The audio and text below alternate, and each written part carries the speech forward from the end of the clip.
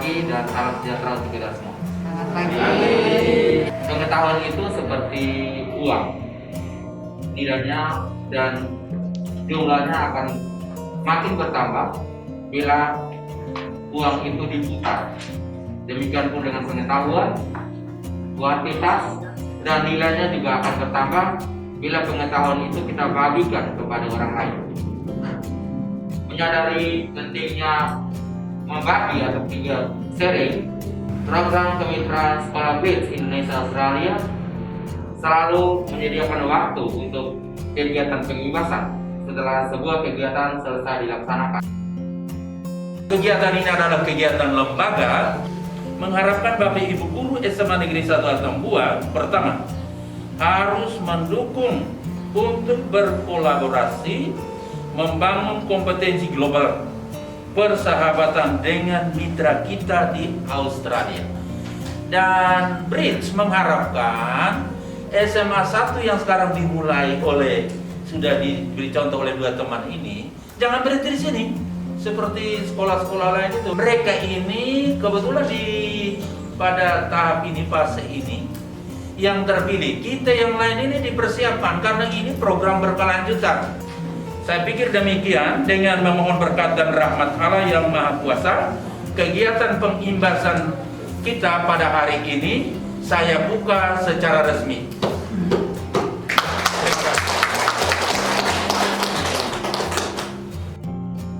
Materi pertama yang akan saya sampaikan adalah tentang pengenalan program Bridge. Jadi Bridge itu apa sih? Mari kita lihat. Nah, dari katanya sendiri Bridge kan artinya jembatan. Nah, jadi bisa diumpamakan bahwa ini adalah jembatan yang menghubungkan kita SMA Negeri 1 Atambua dengan sekolah mitra kita yang ada di Australia. Bridge sendiri itu sebenarnya adalah kepanjangan dari building relationship through intercultural dialogue and growing engagement.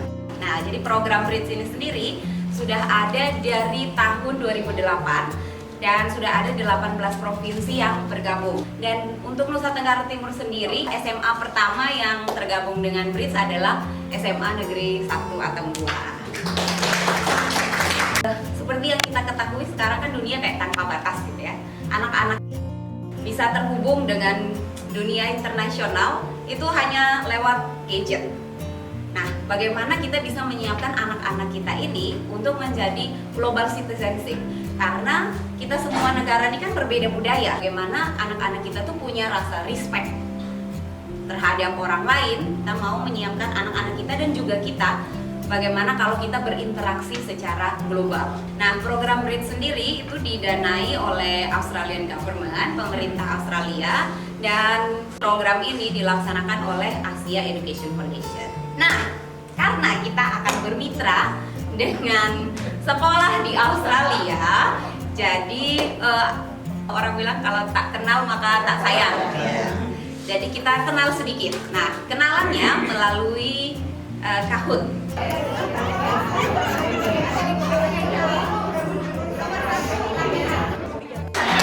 Berikutnya nomor 2.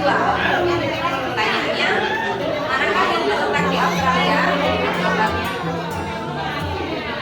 Jika kami berada di Australia berkunjung, hal yang sebaiknya dilakukan adalah tanya tentang status, komunitas atau agama, menyapa dan memberikan.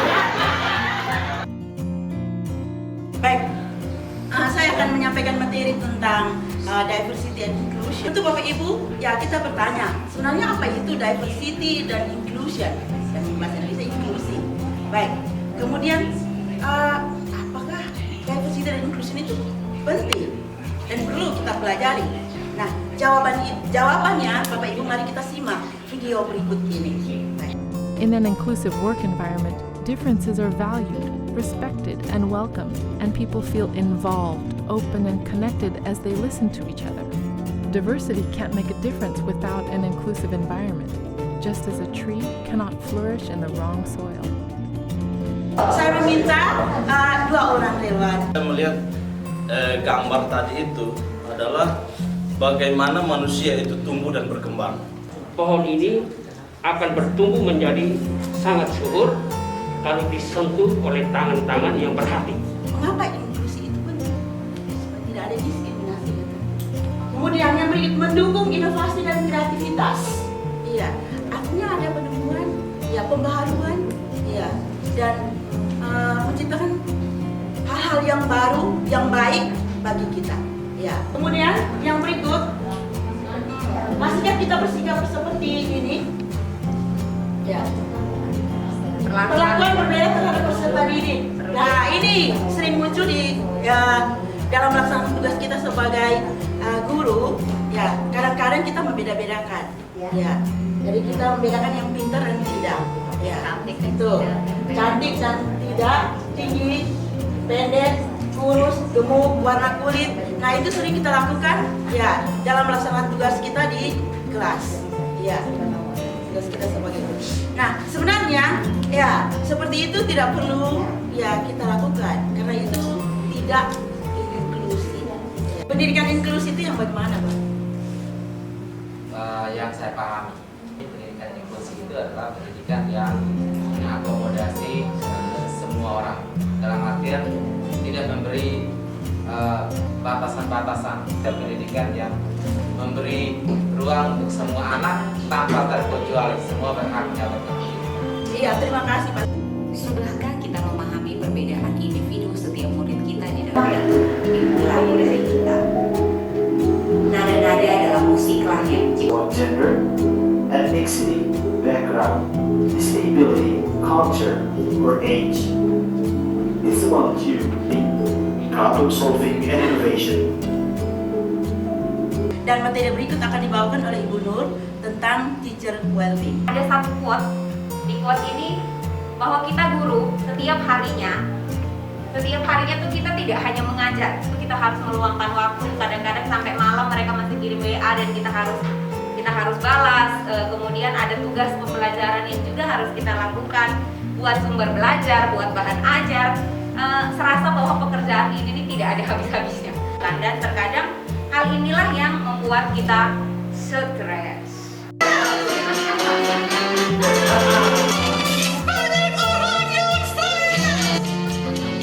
Stres itu sendiri adalah reaksi tubuh yang muncul saat kita menghadapi ancaman tekanan. Nah, ada dua, reaksinya itu bisa positif, bisa negatif. Jadi yang positif itu eustress namanya, yang negatif itu distress. Secara global itu memang profesi kita guru itu tuh nomor 1 stresnya.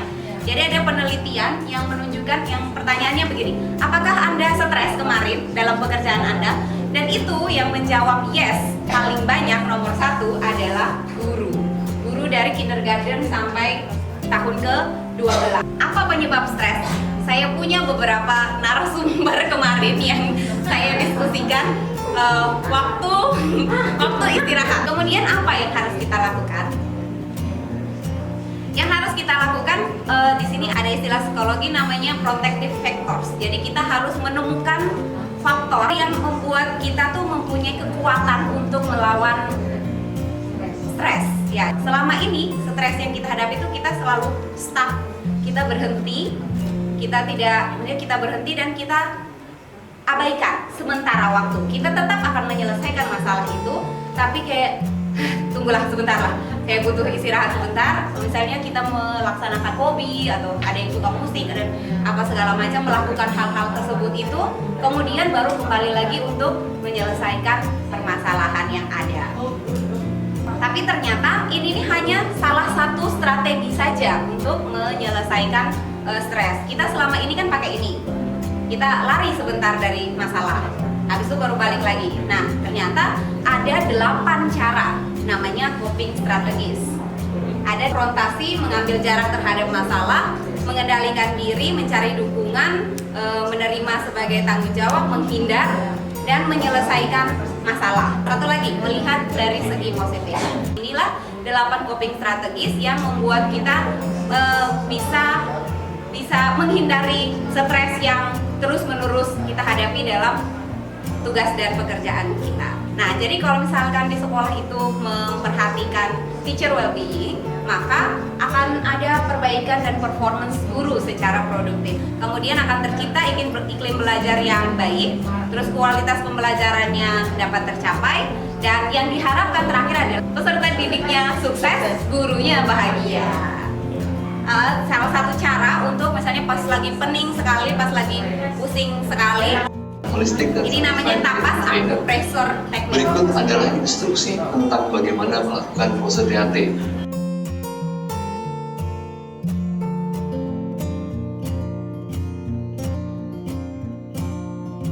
Yang terakhir yang mau saya sampaikan adalah kita mungkin tidak dapat mengendalikan hal-hal yang di luar, tapi kita bisa menciptakan kebahagiaan dari dalam. Bahagia.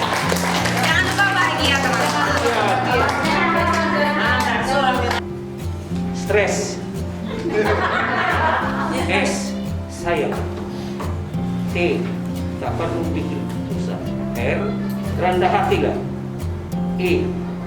Engkau pasti melaluinya. S. Berikut. Sayang. Sayangilah pekerjaan.